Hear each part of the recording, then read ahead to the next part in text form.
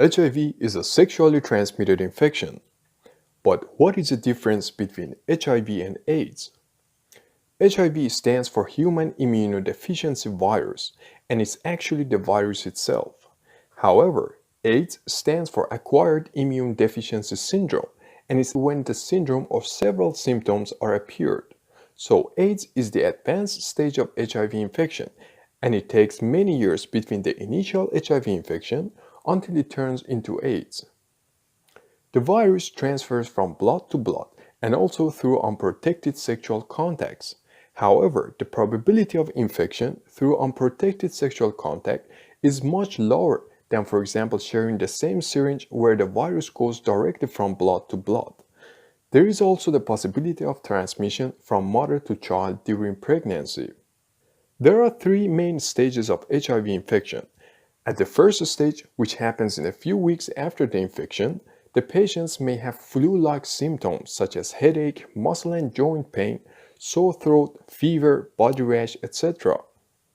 After that is the second stage, where the patient usually doesn't have any symptoms, and this stage can last for 10 to 15 years.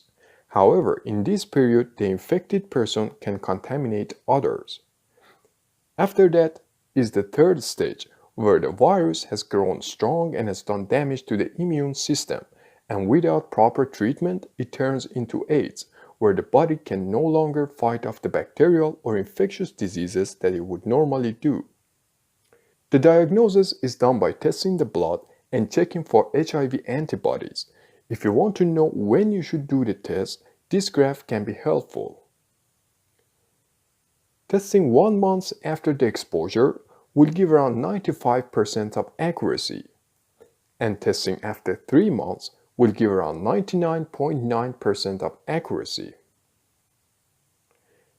There is still no definite treatment for HIV, but there are many antiviral medications that can slow down the progress of the disease and also decrease the amount of virus in the body, and therefore decreasing the possibility of transmission of the HIV virus.